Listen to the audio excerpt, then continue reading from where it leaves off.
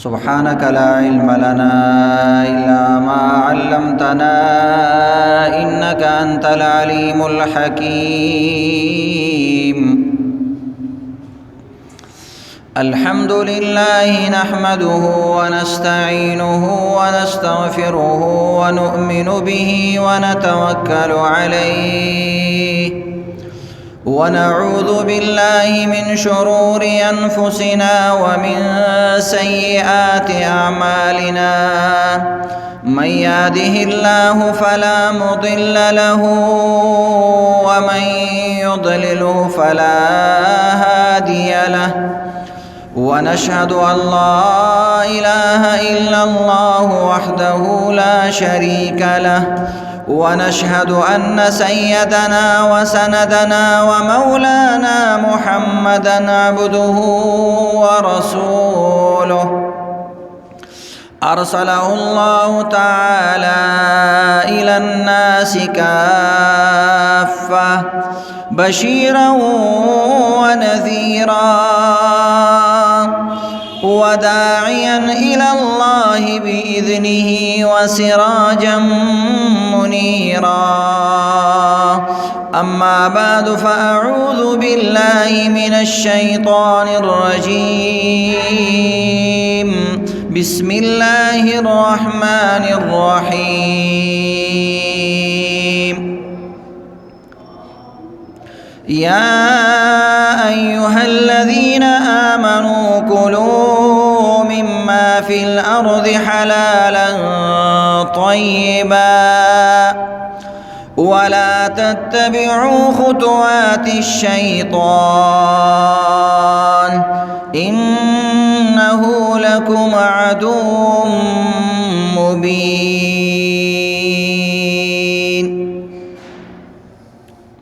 صدق الله العظيم. طول حاضرین درود شریف وایي. اللهم صل على محمد وعلى آل محمد وبارك وسلم. محترم سامعین کرام،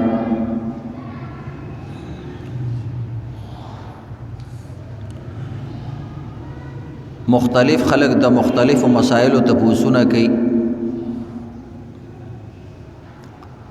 روزانہ نوی نوی مسائل مخ ترازی، نوی حالات، نوی حوادثات، نوی واقعات مخ ترازی. در حقیقت دا دنیا اللہ رب العزت عارضی پیدا کړي دا، ختمیدون کی پیدا کړي دا.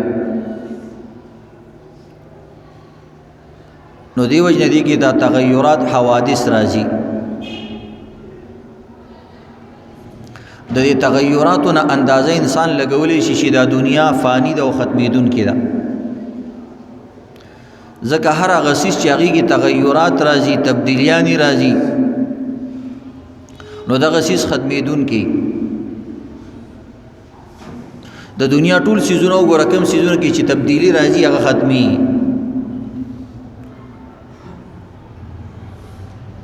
مثلا یو مکان دی، خښتې دي، زړې شي، ختمې شي، خاورې شي. اوسپنه دا زړه شي، زنګ ونیسي، ختم شي.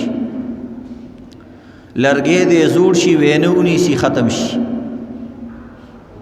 پیله شیني، بیا زیړ شي، بیا تور شي، بیا ایره شي. نو د دنیا زندگی عزتمندو دې کې د حوادثات او تغیرات راځي. د دې دپاره چې الله رب العزت د انسانانو ته ښایي چې د دنیا دا ټول څیزونه زما په قبضه قدرت کې دي، او زه چې دا څنګه اړو مراړو ما اړول شم. تلک الایام نداولها بین الناس، دا ورځې زه اړو مراړو ما خلکو کې، کله یو شان وي او کله بل شانی، کله بل شانی. بیا د دنیا د تغیرات او حوادثاتو کې او د تبدیلیانو کې د انسان د پاره لوی مقصد او عبرت دی.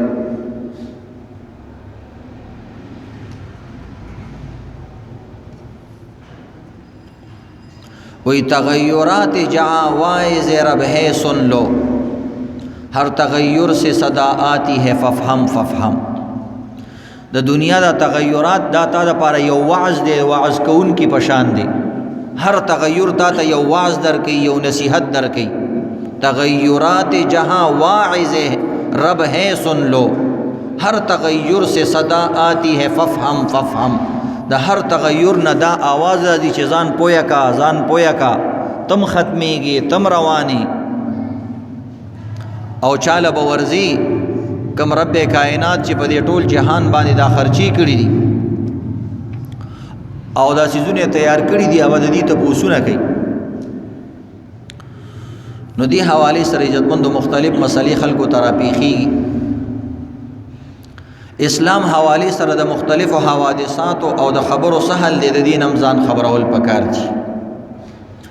کاغه د خوراک سکاک سره متعلق وي کاغه د عبادت سره متعلق او کاغه د متعلق معاملات سره متعلق وي نو دی حواله سره د یو څو مسائل او یو څو واقعات بیانو یو د سفر مبارک خلق تپوس کوي مختلف خلق کی مختلف سفرونو باندې زی څوک روزانه سفر کوي څوک ورځ نیمه بعد سفر کوي څوک خپل کلی کې اوسېږي څوک پردي کلی کې اوسېږي د چا عارضی سفری د چا د کلونو سفری د چا د میاشتو سفری د چا د جاب په سلسله کې سکار وي واپس راشي کورتا د چا د حج عمره سفر وي د چا کاروباری سفرونه تجارتی اسفاری د چا شوقیه سفری وي سیل سپاټی وي بہرحال سفر چې کلم اوشي دي سره الله رب العزت باز نرمیان راوستي دي خود سفر خاص احکامات یو خاص سفر دے مراد دے چې کله یو انسان 77-78 کیلومیٹر نن سبا خلق کیلومیٹروں په حساب باندې پوي 77-78 کیلومیٹر سفر کوي او د خپل کلی د آبادی نه اوزي نو په د باندې سفری احکامات لاګو شي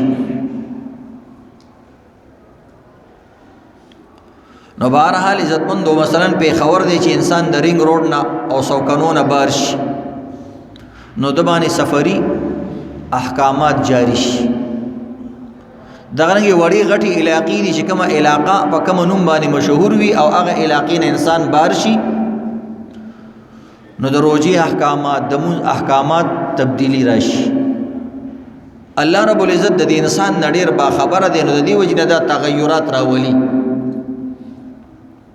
انسان د هر چیز په حکمت او په عبرت باندې نه پويږي او فلسفه باندې مثلا کله انسان ته تکلیف ونشي په سفر کې نو دا وایي ما ته خو تکلیف نشته دی نو نور ډیرو خلکو ته تکلیفي الله احکامات مجموعي حالات او عمومي حالات مطابق مقررای بعض انسان الله طاقت ډیر ورګړي نو هغه ته داغه احساس نه کیږي ډیرو خلکو ته احساس کیږي نو دیو جن عزتمندو چې سفر د انسان راشي که د سہولت والا سفر وي که د غیر سہولت والا که د جاز وي که د ریل ګاډي وي او که د آرامده موټر سفر وي خو چې دومره سفر نیتی وکړو نو بس په د باندې سفری مونځ لاګو شو او سفر چې کم دی د 77-78 کیلومیټر نه کم نه وي ځکه دا کم چې دا په سفر کې نه راځي او چې د دې عمر وی یا د دین زیات وي نو انسان په لار باندې مسافر دی بعض کسان تپوس کوي دي سفری ملکونو کې چې مونږ روزانه په گاډي کې زو روزانه مونږ سورلې وړو راوړو روزانه مال پارسل کو او سپلایانی کو نو آیا روزانه به مونږ سفری منظوره کو چې سفر روزانه شو نو سہولت هم تا د پاره روزانه شو دا سفر سره تړلی دا که یو ساړی روزانه په جاز کې سفر کوي هم به هغه دپاره سفري مونځ دی عام کسان وایي مړه جاز کې خو ډېر سهولت دي د جاز سفر د دې عام سفر نه ډېر ګراني غوږونه دې بند شي یره پکې ډېري خوف دهشت پکې ډېري په هوا کې روانې د ټولو نه زیات تکلیف باغېږي ای کې ذهني تکلیف ډېر زیات بہرحال تکلیف پکې وی او کني وی تا ته او سفر شو نو عمومي احکاماتو باندې بچلېږي که تا ته تکلیف نشته. نو که یو سړی روزانه ځي راځي چېرته او دا 77-78 کیلومیټر سفر دی داغه، نو به دا به روزانه د سفر مونځ کوي. د ده دپاره پیکیج دی او اساني ده د شریعت د طرف نه، سهولت دی، فایده دی تیوالي.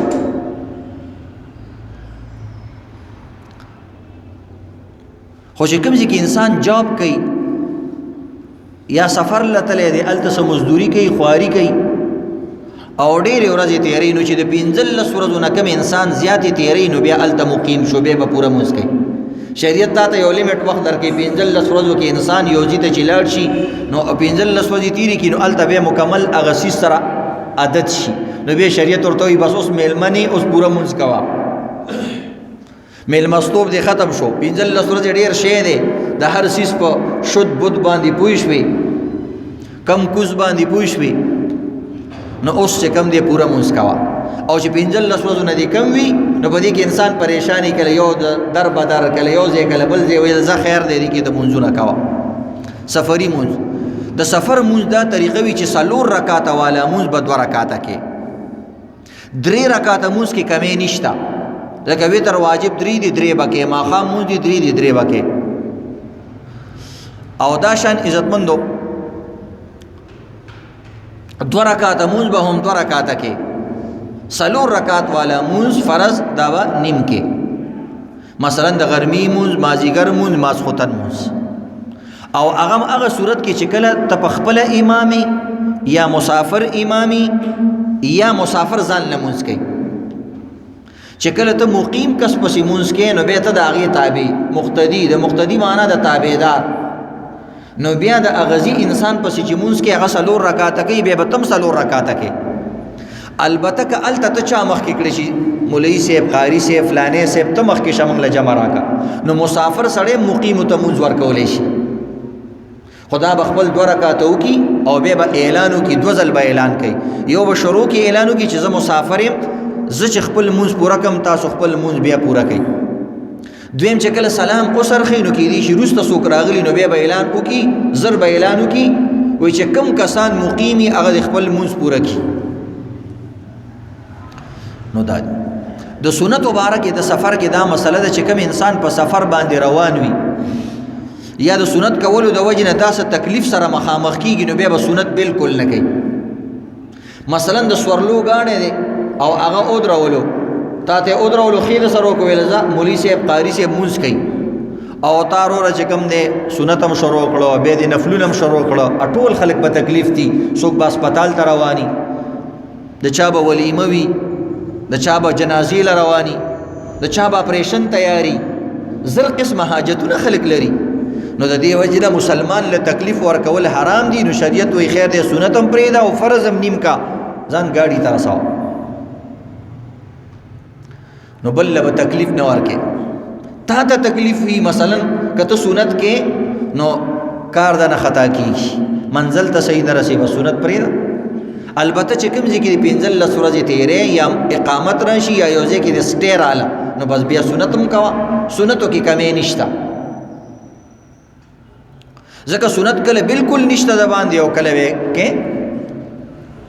نو سنت سهولت سره تعلق لري او فرض سهولت سره تعلق نه لري، چې سفر دی وکړلو نو بس سنت فرض بنیم کې، دا پکې فرق دی عزتمند. نو دا د سفر متعلق یو مسله وه. دویمه مسله د زکات. خلک تپوس کوي چې زکات کمو کسانو له نشي ورکولی، کمو کسانو له زکات ورکول ناجایز دي. من یو مسله تاسو ته بیل وخت کې بیانو، د دې لپاره چې هغه تاسو ته یاد شي او مختصري. دلیلونه د دې لپاره نه بیانو چې عوام په دلایلو نه پوهېږي، نو تاسو ته خلاصه مسله بیانو چې کومو کسانو له زکات ورکول ناجایز دي. یو کافر له زکات ورکول ناجایز دي، چې کوم انسان مسلمان نه وي، کافر وي، چې هر قسم کافر وي، هغه له زکات نشي ورکولی. دویم چې کوم انسان صاحب نصاب مالدار وي، هغه له زکات نشي ورکولی، صاحب نصاب تاسو ته مخکې ویلې شوي دي چې کوم انسان باندې به زکات فرض کیږي دا درته ځان له ویلې شوي چې کوم انسان سره 52 تولی چاندي وي یا د دې مطابق سره نقدي روپۍ وي یا د دې مطابق سره د کوم ملک کرنسي وي یا د دې مطابق سره تجارتي مالونه وي تقریبا 50-60,000 روپۍ نن سبا جوړي د دې مطابق چا سره پیسې نو دې ته شریعت کې مالدار وي اگر چې معاشره کې دا مالدار نه دي شریعت کې مالدار دي یعنی زکات نشي اغسته او دا بخبل زکات ورکي بعضی کسان داسې وي عزتمند هغوی سره نقدي روپۍ نه وي خو خپل کور یې وي موټر یې وي په کور کې ورسره د ضرورت نه زیات څیزونه هم د 50-60,000 لک 2 لک روپو پراته دي دلم زکات نه دي ورکول پکار اگر چې د باندې خپل فرض نه دی ځکه د سره نقدي روپۍ نشته چاندي سونه نشته دا هم زکات نه ورکي خو دله به بل کس نه ورکي ځکه ضرورتمند نه دی دریم نمبر عزتمند اصول او فروع له زکات نه ورکي اصول من تانه چې ته چې د شانه پیدای او فروع ویل کېږي د تانه څوک پیدای ته چې د چانه پیدای نو یو مور ده بیا د مور ده بیا نیا ده بیا غوره نیا ده پلار دی د پلار دی د هغه پلار دی دې ته ویل کېږي نیکه دو قسمه نیکان وي د مور د طرف نه وي که د پلار د طرف نه وي د دوی نه ته پیدای دوی له به زکات نه ورکې اگر چې بره پورې نیکه دي وي څلورم پنځم نیکه دی دغه رنګې د مور د طرف نه دی مور ده د پلار د طرف نه دی مور ده چې په هر نمبر کې وي هغوی له به زکات نه ورکې ځکه د دوی د زکات چې ورکې نو دا خو داسې شو لکه پیسې چې سړی راوالي د یو جب نه او بل جب کې کېدي دا خو تا واپس خپل کور کې خرچ کړي نو د دې وجې نه او د دوی خو به اسم خرچه ته کې نو دا پیسې خو واپس تا جب ته راځي نو ګویا کې تاسو اسم ورنه کړه او دغه رنګې چې د تا نه پیدا وي لکه ستا زوی ستان وسې کړوسې کودې پردې چار یو وي دغه رنګې نوسۍ که د لور د طرف نه وي که د زوی د طرف نه وي چې هر نمبر کې وي هغوی له به زکات نه ورکړې ځکه هم ستا خپل بدن دی تن دی نو دوی له به نه ورکړې البته په رشتو کې رونه او خویندې داسې دي چې هغه تا سره په دغه مال کې شریکې نه یو حصې د سره نه وي هغوی له ورکولی شي ځکه د هغوی نه ته پیدا نه او نه تا نه پیدا دي نو چې هغه تا سره شریک نه په دغه مال کې نو هغوی له زکات ورکولی شي خو هغې کې به همدغه شرط وي چې کافر نه او مالداره نه بعضې ناسکه رشتې دي عزتمندو مثلا ناسکه مور نو دا مور نه د شریعت کې دې ته هسې عزت د وجې نه مور ویلی کېږي نو هغې له زکات ورکولی شي ناسکه مور لکه ستا د پلار ښځه یو خو ستا د پلار هغه ښځه چې ته دې پیدا دې ته مور وایي او یو هغه چې ته دې پیدا نه او هغه غریبه ده نو وله ورکولی شي یا مثلا سړی خپل لور له خو نشي ورکولی خو د لور خاوند له ورکولی شي داماد زمګې کاغه غریب وي هغه له تور کولې شي اگر چې هغه ستا په لور خرج کوي چې پار چای خرج کوي هغه داغه مال شو دغه رنګ عزتمند څلورم پنځم نمبر خزه خاون لو خاون خزي له زکات نشي ورکولې اگر چې غریبي زکه دام داسې دی لکه ځان لچې د زکات ورکو نو ځان له غوږ زکات نه ورکي چې خزه د غریبه ته په خرچه کې چې ته غریبي خزه خرچه شلې نو د زکات ورکولو سم مفهوم نه جوړي پنځم نمبر شپږم نمبر عزتمندو سیدانو له زکات نشي ورکولې خود سیدانو نه خاص سیدان مرادي چې هغه د علي صاحب اولادي د عباس صاحب اولادي د جعفر صاحب اولادي د عقیل صاحب اولادي او حارث ابن عبد المطلب د نبی اسلام تر د اولادي دی رشتو والا چې کوم اولاد دي او داسې سیدان را رواني سو کوی زو علوی ما د علي صاحب اولادم موږ د جعفر صاحب اولاد کې راځو د علي صاحب ورور دي د عقیل په اولاد کې نو بس بیا زکات ولا نه ورکې دوی سره نور خیر ښېګړه کول پکار دي نو دا بعضې رشتې دي عزتمندو دې له ته زکات نشي ورکولی البته یو سید سړی دی د هغه ښځه سیده نه ده عامه پښتنه ده یا پنجابی سندی بلوچی ده او سید خاندان سره تعلق نشته نو که ښځې غریبه وي دې ښځې له بیا زکات ورکولی شي نو که سید چېرته غریب وي نو هغه داسې کول پکاري چې ښځې سیده نه وي د هغې په واسطې سره ول بیا زکات هم ورکولی شي. نو دې طریقې سره عزتمند. بل شپږم نمبر خبره دا ده مسجد کې او دغه رنګې هسپتالونو کې تعمیرونو کې پولونه جوړول ډسپنسرۍ جوړول په دې شیزونو کې سکولونه مدرسې عمارتونه جوړول په دې کې زکات نشي خرج کولی. زکات د غریب سړي حق دی چې څوک ورې د غریب لاس ته نه تللی یو ځای کې نشي خرج کولی. نو جمعات جوړیږي نور پیسې پکې ورکړه، مدرسه جوړیږي نور ورکړه. البته مدرسه کې طلبا دي خوراک کوي، مدرسه کې پیسې ځکه خلک ورکوي، هلته خو افراد اوسېږي استادانی طلبای. جمعات عزتمندو دې تعمیر کې د زکات روپۍ نشي ورکولی. اسپتال جوړیږي ډېر بهترین اسپتال دی خو د زکات روپۍ نشي ورکولی. ډېر اسپتالونو کې خلک روپۍ ورکوي، وایي د خلکو په کار به راشي، نه زکات روپۍ به هغې کې نه ورکوي، نفلي صدقه پکې ورکولی شي. نو دا د زکات متعلق مسله وه. یو عام مسله د بعضې خلک دي عجیبه عجیبه مسلو تپوس کوي. یو سړي بل ورځ تپوس وکړو، ډېر کسان تپوس کوي، وایي چې چرګه چې اذان وکړي نو دا حلالول پکار دي که نه؟ چرګ خو اذان کوي، چرګه اذان وکړي کله ناکله ناشنا کار وشي. چې ناشنا کار وشي زمونږ خلک بس ډېر عجیبه توهم پرست خلک، وهمیان خلک، رواجیان خلک، د ذهن او د عقیدې نه کمزوري خلک قسم قسم خبرې جوړې کړي. دا کمقل شیخان او زړې بوډۍ دا مسلې جوړي. وایي چې چرګه اذان وکړي نو په دې کور باندې څه آفت راځي، زر زر به دا چرګه حلالوي. هلکه داسې که چېرته آسان کار وی نو به دې ټولو ملکونو به داسې چرګې پیدا کولی چې اذانونه یې کولی او هغه بل ملکونو ته به ور پرېغوستی چې دا بل ملک به تباه شي. دا خو آسان کار و. داسې چرګې بیا ټریننګ کولی. دنیا کې خو هر قسمه کارونه کېږي، داسې چرګې بیا ټریننګ کولی چې اذانونه یې کولی او بل بیا پې تباه کولی او دغه کور ته او دغه ملک ته او هغه ښار ته بیا ور شړلی. مسلمان به توهم پرست نه وي. په وړو وړو خبرو باندې به د ده عقیده او د دماغ او د ایمان دا کمزوري کیږي نه او شکی کیږي بنا. نو دا فوراً علالول پکار دي او دې کې دا نحوست دی. وي تاسو خپله سوچو کې عزتمندو بانګ ویل دا د نحوست خبره ده که رحمت خبره ده؟ نبی علیه الصلاة والسلام وی چرګ چې بانګ کوي وی چرګ ته کنځلې مه کوئ. حدیث پاک کې راځي د ابو داود شریف حدیث دی، وایي چرګ ته کنځلې مه کوئ ځکه وایي چرګ چې کوم دی دا مونځ له خلک راپاسئ. دویم حدیث پاک کې راځي چې د چرګ بانګ دا چې کوم دی د رحمت نشانی ده او د فضل نشانی ده. کله چې وایي چرګ بانګ کوي حدیث پاک کې راځي نبی علیه الصلاة والسلام فرمایي تاسو د خدای فضل د الله نه غواړئ، دا د خدای د فضل نشانی ده. نو دی وجه نه چې کلم چرګ بانګ کوي دا دعا ویل پکار دي، اللهم انی اسألک من فضلک، چې دا دل نه درځي خدای پاک تا نه ستا فضل او رحمت غواړم.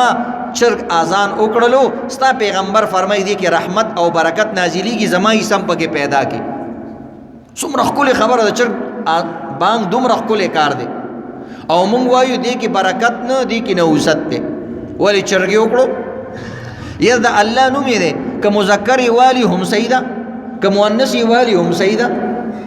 مونځ دی چې سړی وکړي هم د ثواب کار دی، چې ښځې وکړي هم د ثواب کار دی. نو مثلا چرګ د الله نوم واغستو بالفرض، مونږ یو دا خو ښه کار دی، خو که د ښځې چرګ واغستو نو دا ښه خبره نه ده. بهرحال عزتمندو دی کې توهم پرستی نه دي کول پکار. دنیا کې الله عجیبه عجیبه څیزونه پیدا کړي، کله خلاف واقع کارونه کیږي، لکه چرګ اذان وکړي. مثلا یو سړی دی د هر اکثرو سړو ویښته او ګیره راخیږي، د بعضې کسانو نه راخیږي، نو ته به دې ته توهم پرستي وایې چې دا بل شی دی. یا مثلا د ښځو اکثر ګیره نه راځي خو د بعضو ښځو ګیره راوخیږي،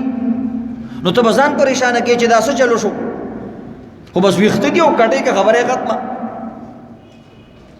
یو سړی دی د هغه په لاس کې 5 ګوتې وي دا عام د یو سړي 6 ګوتې دي نو ته خو به ځان نه پریشانه کوې چې دا څه چلو شو او دا 6 ګوتې ولې دي او دا به څه کېږي او فلانې دلته ناست دی دا خو هسې ځان پریشانه کول دي 7 ګوتې خو دې وي د شریعت مسله ده که اضافي ګوته کټ کوي نو ځان نه لرې کولی شي که نه یي بس وي دي قلارې نو د چا یو ځای یو شان پیدا شي بل ځای نو که چرګې اذان وکړو څه د پریشانۍ خبره نشته چې زر زر حلالې ډېرو ځایونو کې چرګې اذان کوي په ځنګلونو کې په باغونو کې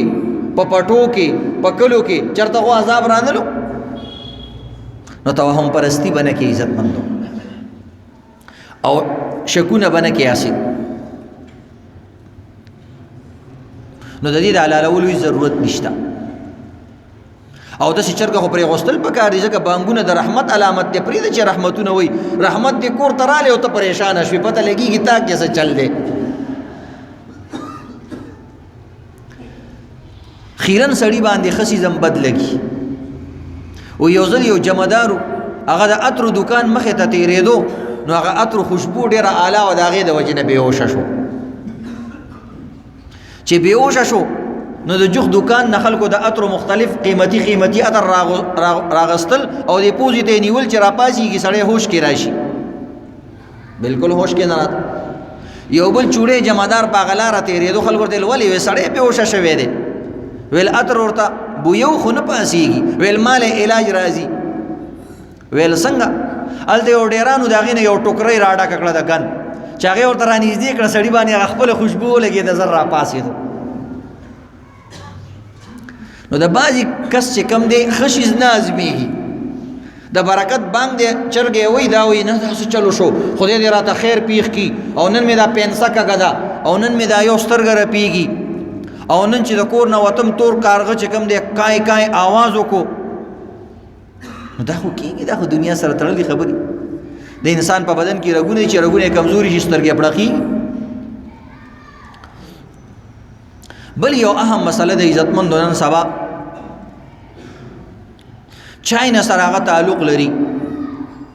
کرونا وایرس یو وایرس دی په چاینا کې شروع شوی دی او ټوله دنیا چې کم دی عزتمندو پریشانی سره مخامخ کړي ده خو دې کې هیڅ د پریشانی دومره خبره نشته دی خو دا سوشل میډیا او دا الکان چې کم دی به دا میسیجونه یو بل ته فارورډ کوي یو سړی یو چېرته دماکه شوي وي هلته مریضان پراته وي هسپتال کې پراته وي او دوی سره کې کرونا وایرس یې دومره کسان شهیدان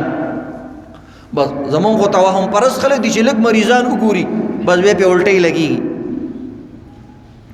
نو داسې میسیجونه ډېر فارورډ کول هم نه دي پکار چې کوم امت کې پریشانی جوړوي او امت کې چې کم دی غم او دک او درد اضافه کوي داسې میسیجونه به او داسې ویډیوګانې ډېرې فارورډ کول نه دي پکار ها یو څیز د حفاظت په غرض باندې واقعي تا ته تحقیق شوی یقین وي او ته چې د دې زما د خبرې د وجې نه مسلمان محفوظ شي بیا خیر دی خو هغه هله چې تا ته تحقیق وي دغه ډېرې بیمارۍ په ملکونو کې راځي نو اوس به د بیمارۍ متعلق یو څو خبرې وکړو چې کله بیماري راشي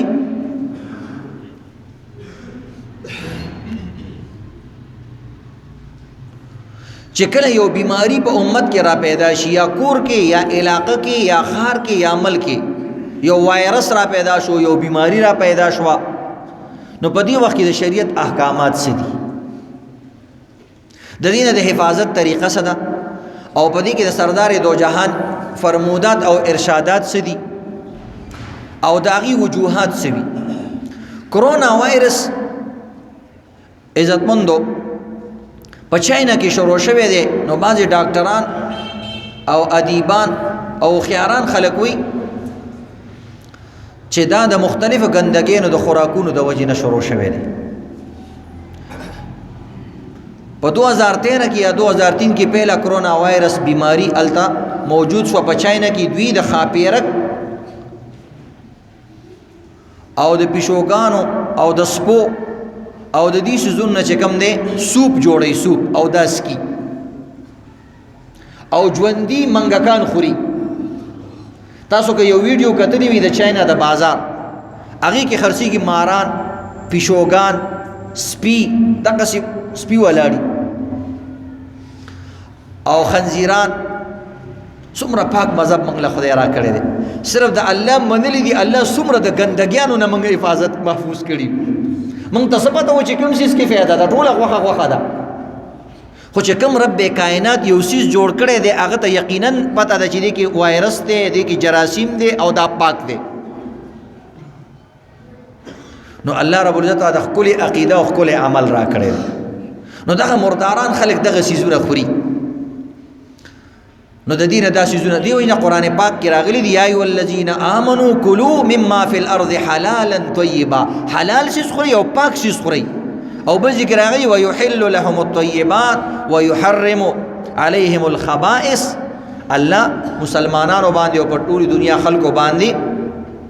هغه سیزونه چې هغه پاکیزه سیزونه دي هغه حلال کړی دي او خبيث او ګنده سیزونه او چې کرکته انسان لراځي هغه حرام کړی دي نو پیشوګان او دا سیزونه ګینه په ظاهر پیشو څومره صفای زمونږ شریعت وی نه دا ګنده ده دا د انګریزانو سپي څومره صفای د چیرونه په ظاهر دا صفای خو شریعت دنه د غوخي او د جراثیمو ته ګوري ویل دا دنه صحیح دی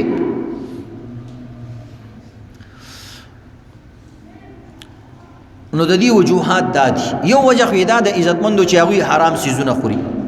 دویم وجه عزتمندو کله ناکله الله رب العزت په یو امت باندې عذاب راولي د دې وجنه چې هغه کې بے حیايي زیاته شي التخذ بالکل بربند ګرځیدلې نو چې کله دا کرونا وایرس شروع شوه دی نو ټول خزو ماسکونه شروع کړي او پردي شروع کړي او بورقي استعمالي ځان د مسلمانانو په شان نو الله رب العزت او خدل چې کوم قومونه مسلمانانو بورقي پورې خان دي د مسلمانانو پردي پورې خان دي نو دا د فطرت आवाज دی دې سره د خزي حفاظت کیږي دا کول پکار دي دریم پکې کله ناکله عزتمندو دا قوم د پاره نصيحت وي د چاینیز خلک چې کوم دي دا الله نه مني نو الله رب العزت ورته ګوره الله د قضات ته چې انسان یو شیز نه غواړي او الله یې را پیدا کی کرونا وایرس د کوم ځای نه رااله ولې رااله څنګه رااله هیڅ چاته پته نشته هغه ته ملاده دوی پته نشته نو الله ورته خي چې روغ رمټ انسان الله رب العزت را گزار کی او مړ کی او بیمار کی دا قال الله ده پروس کی اوزل یو کانفرنسو د روس صدر ویل مونږ دومره مهنت وکړو چې مونږ روس نه د الله نوم ختم کو روسیان هم الله نه مني او چاینیز هم الله نه مني او فخریت اور ویل چې مونږ دومره خواري وکړله چې مونږ د روس نه د الله تصور ختم کو چې الله شتا او الله نه کیږي دا سیستم ختم کو نو یو عالم پکې ناست هغه ورته لچیزه د دې خبره جواب درکو وای شارټ کټ جواب درکم کلان کټ ویل نه شارټ کټ خبره کوا ویل ستا یو زیو هغه څه شو وای هغه خو مړ شو ویل چا مړ کو ویل پته نه لګي نو ویل ته د دومره هغه وخت روس سوپر پاور ویل ته سوپر پاور یو د خپل زوی قاتل نشي معلوموله او مړون کې نشي معلوموله چې چا مړ کړي دي څومره ترقی تاسو کړی دا معلومه کنه چې دا چا مړ کو ویل چې دا د قضات الله دی ویل دا الله تصور څوک نشي ختموله نو د چینینو د پاره پدې کې عبرت ته چې ګوره مسلمانان شي یو ذات شتا هغه د تبدیلیان او د تغیرات راولي ما تاسو کې تغیرات جہاں واعظ رب ہے سن لو ہر تغیر سے صدا آتی ہے ففہم دا تغیرات تبدیلات وې دین ځان خبر کا دا ستا زندگی کې دې لپاره کې لوی عبرت ته او کله ناکله عزتمندو د مسلمانانو د پاره پکې عبرت چې ګور الله عذاب راولي نو مسلمانانو ته عبرت معلوم شي چې زمونږ دین حق دی پیغمبر الله چې کوم پیشنګویانی کړي عذابونه برازي قاتونه برازي او وبای امراض برازي دا سيزونه ټول حق دي او خلق بمري اوس عزتمندو کرونا وایرس متعلق دا خبره بعضی کسانی د چاینه ناراضي اوس سره خلک لاسونه نه ملاوي ویل کدا د چاینه ناراغله ځان ته ساته چې تا وایرس در ترا منتقل نکی آیا بیماری بل ته منتقل کیږي کنه منتقل کیږي دا یو اهم مسله دا عام بیماریانو متعلق هم تکول هر یو کور کې نن سبا بیمار پروت دی هر علاقه کې بیمارانی قسم قسم نو عزتمندو د شریعت احکامات دو قسمه احادیث دي کې راغلي دي یو حدیث کی صراحتاً راغلی دی لا عدوا ولا طیرا ولا حاما ولا سفرا وی په شریعت کې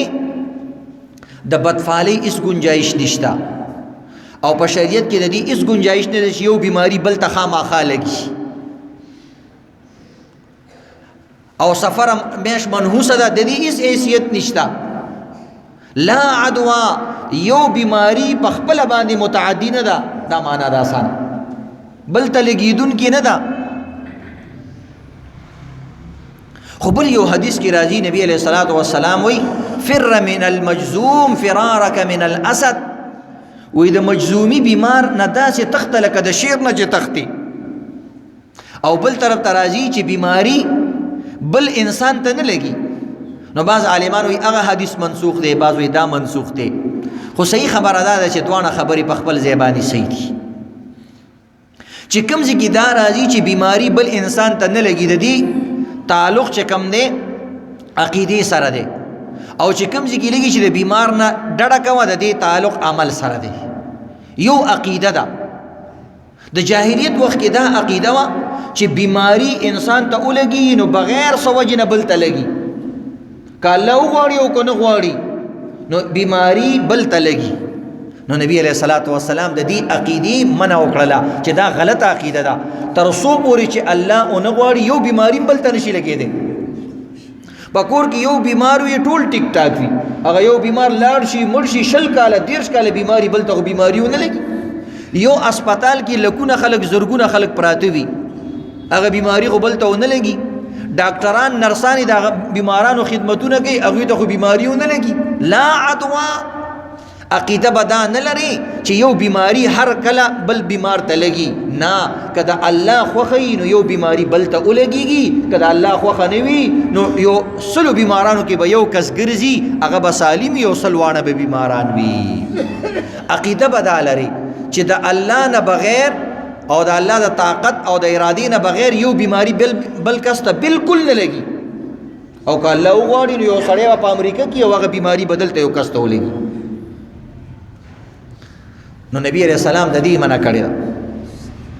او عملی طریقې سره چې نبی علیہ السلام به وی خیر دی تاسو د بیمار نه ډډه کوئ ځکه بعضی کسان شکیانی یا دا یو خبره چې کوم د عزتمندو یو خبره د هغه عقیدې چې چا په حق دی بعض انسانو کمزور عقیده چې چا په حق دی نو لا عدوا یو بیماری بل ته نه لګي دا صحیح عقیده ده خو چې کوم د شکی مزاجي نبی اسلام ته سیر تکیږي چې بیماری درته ونه لګيږي بیا بستا عقیده خراب شي چې د امدادي نه راته ولګیدا نو زب ځان سیر تکوا نو بهرحال عزتمندو نو روایتو کې مختلف قسمه خبرې راځي نبی اسلام ته یو ځل یو کس ویجی وې د یو اخ نه بل اخت بیماری لګي نبی اسلام ورته نه لګي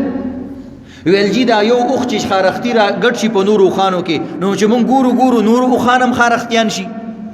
خارخ او خارش بیماری په ولګي نو نبی اسلام ورته ته سوي چې د سنو ولګي ویل جی د دینه ولګي کنه نبی اسلام ورته ویل دار ته وای چې دی اول ته چا دا خارخ ولګاو دی اولنی وخت چا خارخ ولګاو دی نورو ته خو زده دینه ولګي نو دی اول وخت د چا نه ولګي یا په یو خي په وخت باندې خارخي وي په لکې باندې شي نو دی وخت چا ولګو هغه وخت خود کې خارخ نو عقیده به صحیح ساتي چې الله یې کوي چې الله یې کوي نو به کېږي بالکل دی یو بل نم لګي اسباب دي الله پیدا کړی دی یو بل نم لګي بغیر د دین نم لګي هر څنګه لګي